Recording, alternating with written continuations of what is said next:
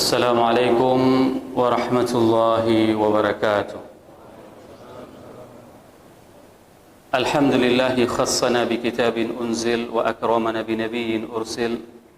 أشهد أن لا إله إلا الله له دعوة الحق حريص عليها وأوجب تبشير بها ولتكن منكم أمة يدعون إلى الخير ويأمرون بالمعروف وينهون عن المنكر وأولئك هم المفلحون.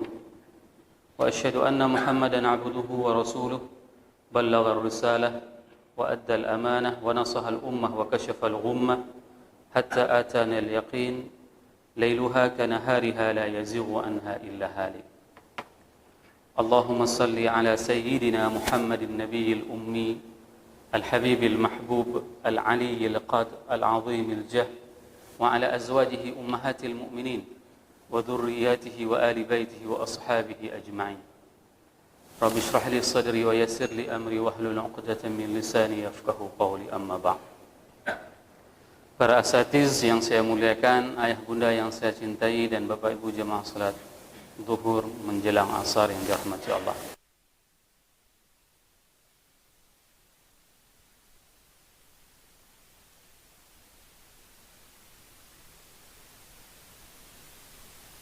Pertemuan yang telah mempertemukan kita dengan Ramadan tahun ini.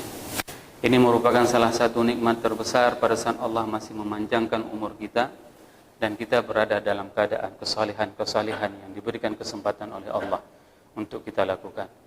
Karena banyak di antara saudara-saudara kita, mungkin orang-orang yang kita cintai, mereka telah dipanggil oleh Allah sehingga mereka tidak bisa lagi berkumpul dengan kita pada Ramadan kali ini. Allah masih memberikan nikmat tersebut kepada kita senantiasa, dan semoga kita dapat menggunakan segala fasilitas yang diberikan oleh Allah untuk meningkatkan keimanan kita dan ketakwaan kita kepadanya. Selawat dan salam mari sama-sama kita panjatkan kepada junjungan kita Nabi besar Muhammad sallallahu alaihi wasallam yang telah membawa umat dari alam jahiliyah ke alam yang penuh dengan ilmu pengetahuan.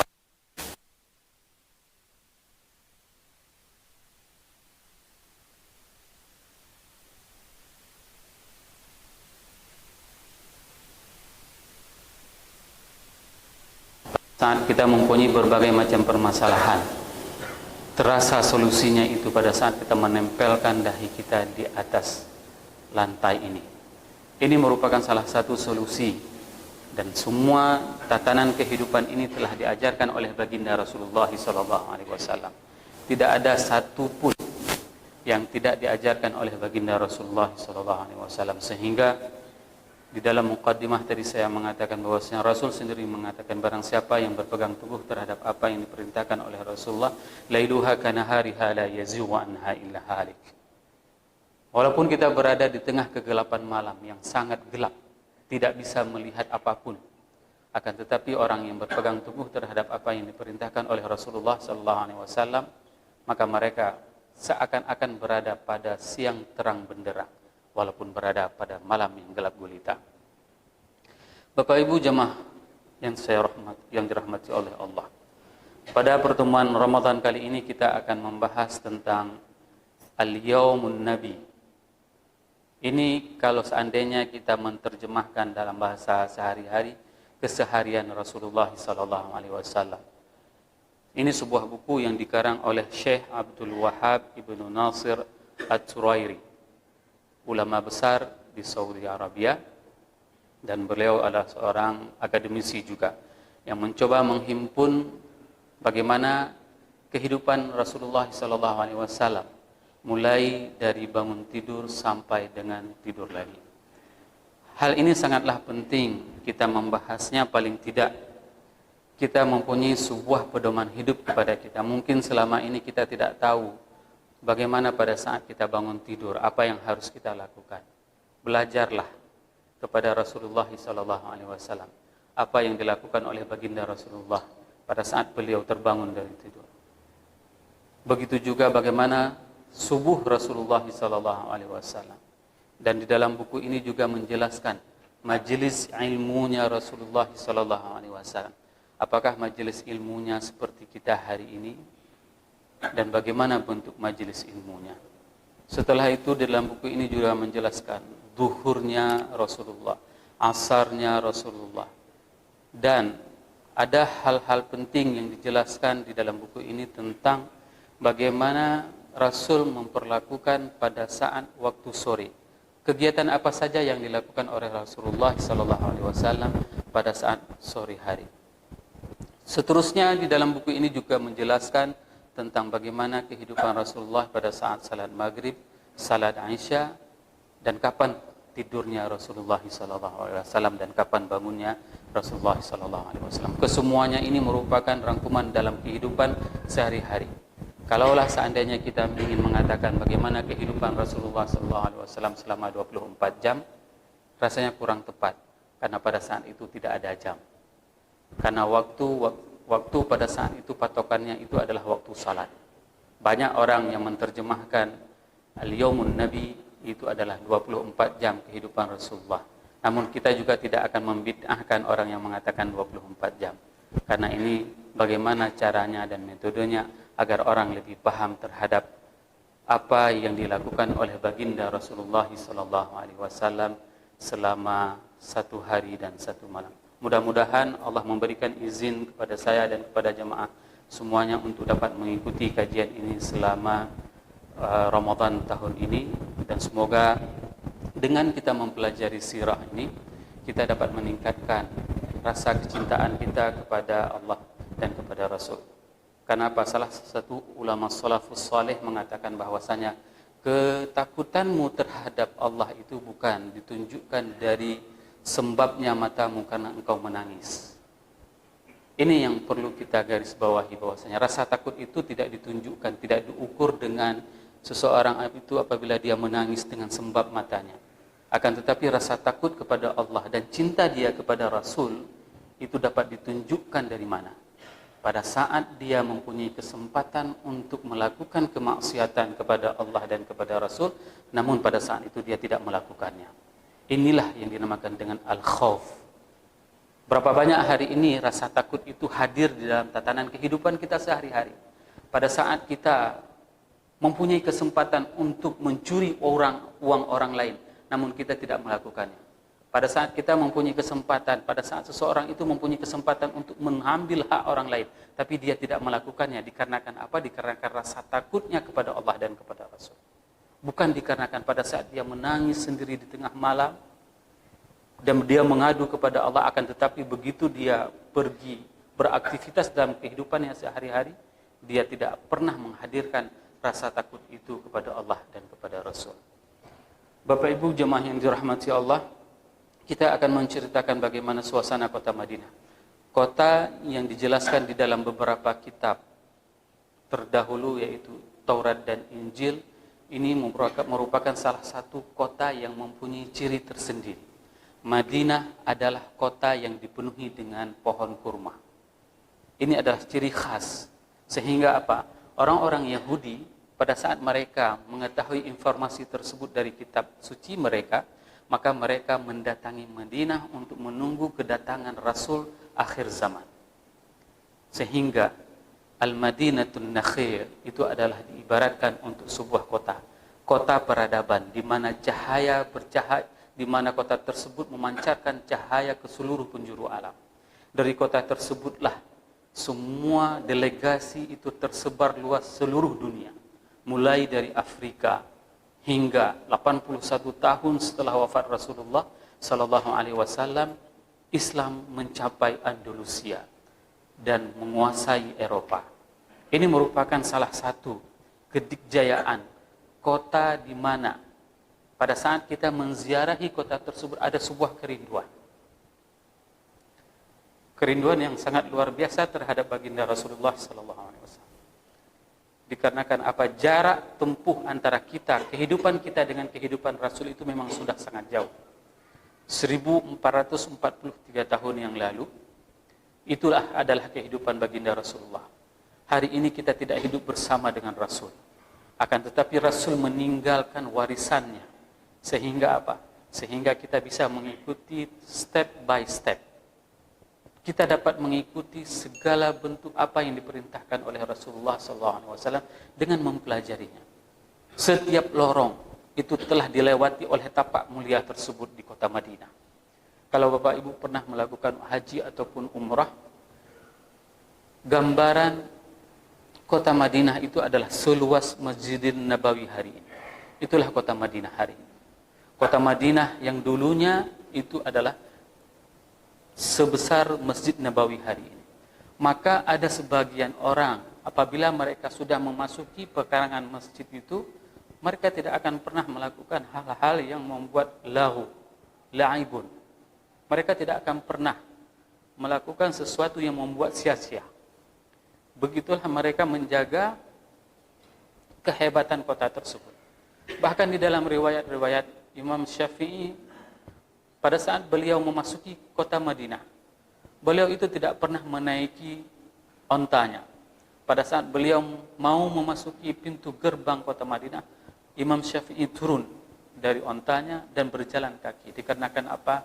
Dikarenakan pada bumi tersebut ada tubuh mulia, tubuh makhluk yang paling mulia di atas jagat raya ini, yaitu baginda Rasulullah sallallahu alaihi wasallam. Baik, kita akan melihat di dalam buku ini pertama sekali dijelaskan tentang Anwarul Fajr, cahaya di pagi hari. Yasda'u nurul fajri dhulmatul lail.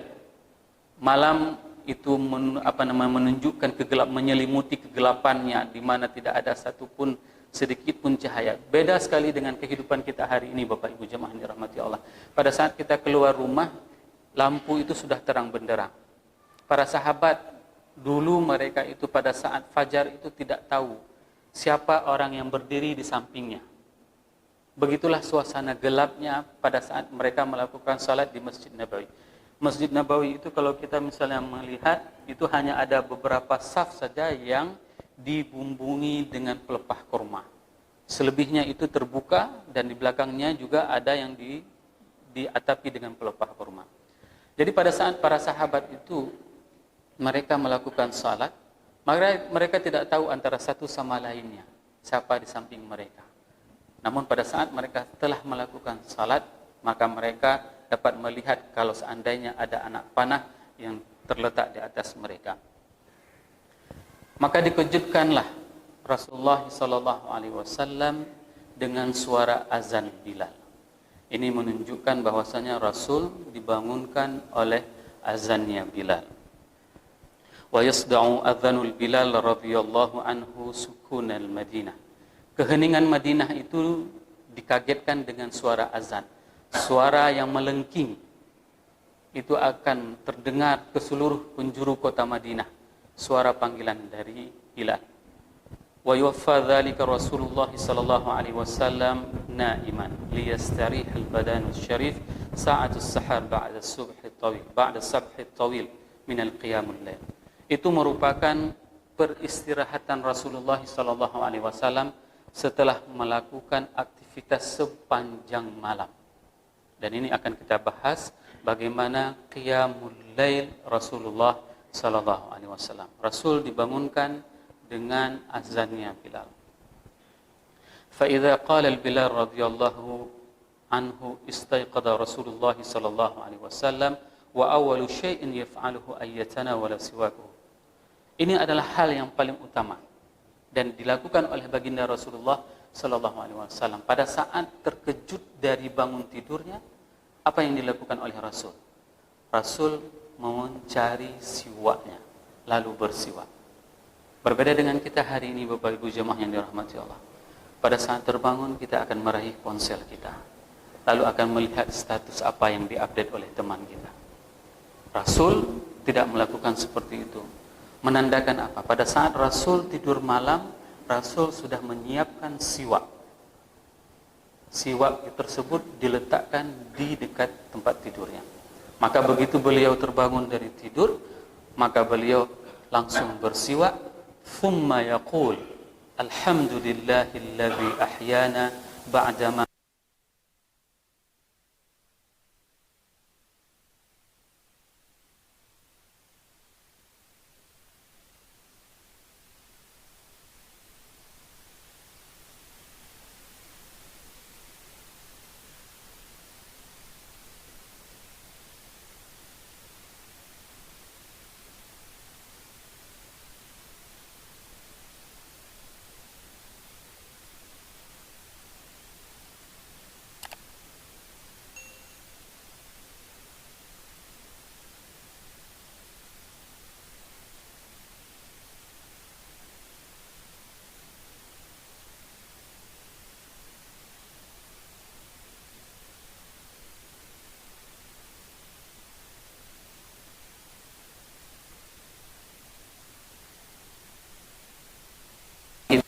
mengatakan, "Lung cinta Rasul.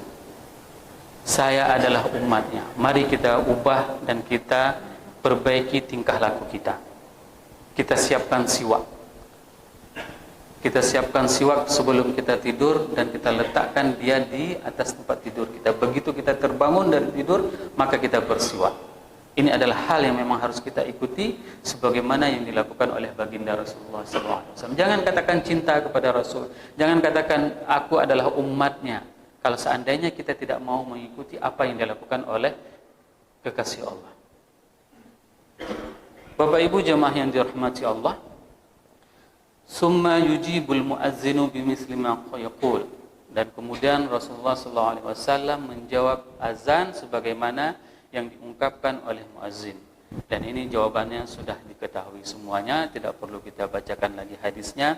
Hadisnya dapat dilihat nanti di dalam Musnad Ad-Darimi dan Musnad Imam Ahmad wa Sahih Bukhari, hadis nomor 914. Menjawab setiap seruan azan dikarenakan apa? Rasul mengatakan kepada kita bahwasanya orang-orang yang menjawab seruan azan ini adalah orang-orang yang nanti dipermudahkan pada hari akhirat, pada saat mereka akan dihisab. Ini adalah salah satu keutamaan dalam kita menjawab azan.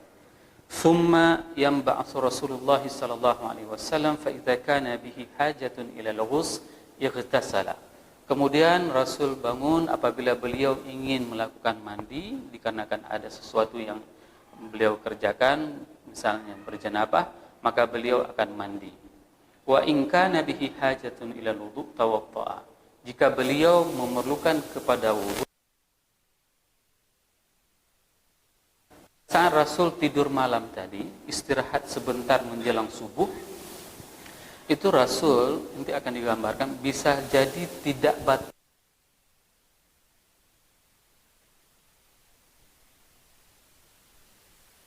terbangun, yang tidur hanya mata, tapi hati tidak tidur. Ini yang diungkapkan di dalam beberapa riwayat. Wa rubbama qama ila sholati min ghairi wudu. Dan bisa jadi ada kemungkinan suatu hari, suatu ketika Rasulullah sallallahu alaihi wasallam mendirikan salat tanpa mentajdidkan wudunya. Fayuqalu lahu fi dzalika fayaqulu tanamu ainai wala yanamu qalb. Rasul mengatakan sebagaimana yang disebutkan di dalam Musnad Imam Ahmad dan Sahih Bukhari hadis nomor 1147 mengatakan bahwasanya mata yang tertidur akan tetapi hati tidak tertidur. Summa yusalli rak'atainil fajr. Kemudian Rasulullah sallallahu alaihi wasallam melakukan salat 2 rakaat salat fajar. Fayusalli salatan khafifah. Ini hal yang menarik adalah Bapak Ibu jemaah yang dirahmati Allah.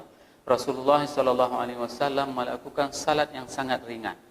Salat fajar itu adalah salat yang sangat ringan. Dan di mana salat Rasul? Rasul melakukan salat fajar itu adalah di rumahnya. Posisi rumah Rasulullah sallallahu alaihi wasallam, kalau misalnya ini Masjid Baitur Rahman, kalau misalnya ini Masjid Nabawi, rumah Rasul pas di sebelah kanan saya.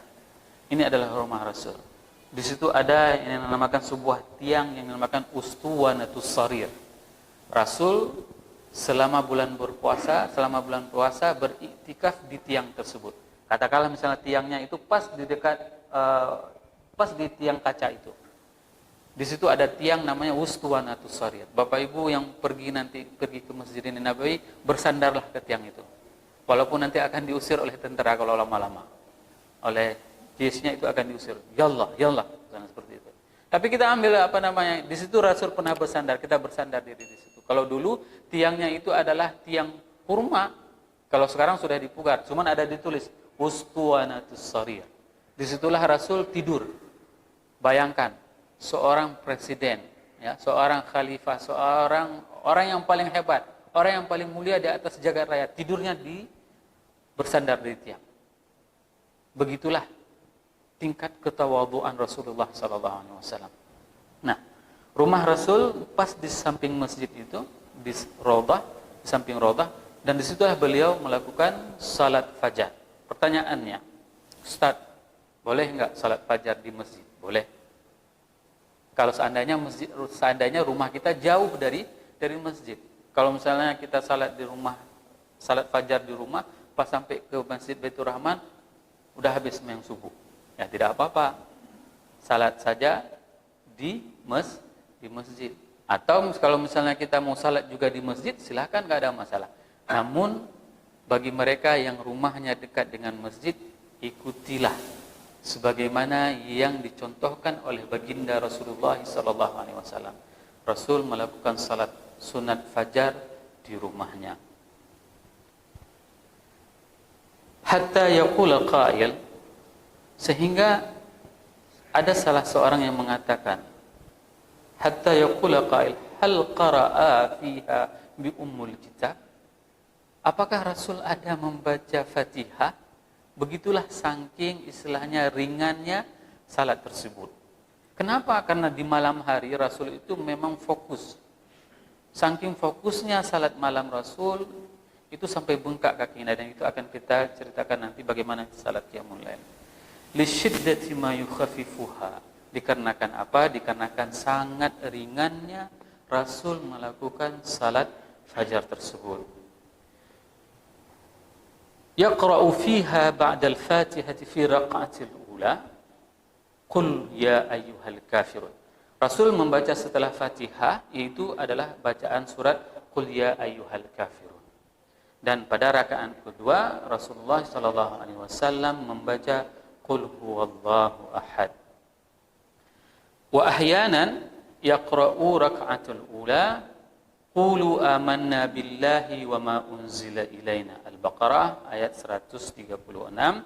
Wa fi tsaniyah, dan pada rakaat kedua Rasulullah sallallahu alaihi wasallam membaca surat Ali Imran ayat 64. Ta'alau ila kalimatin sawa'in bainana wa bainakum. Ini hal yang menarik pada saat Rasul membaca ayat ta'alau ila kalimatin sawa'in bainana wa bainakum. Kenapa? Karena seruan tersebut begitulah Rasul hanannya, cintanya kepada bukan hanya untuk umat Islam, akan tetapi untuk orang yang belum beriman pun itu senantiasa diajak oleh baginda Rasulullah SAW. Agar apa? Agar mereka mempunyai kedudukan derajat yang sama dengan orang-orang yang beriman. Ini adalah sebuah contoh dan suri toladan yang diajarkan oleh baginda Rasulullah SAW kepada kita semuanya.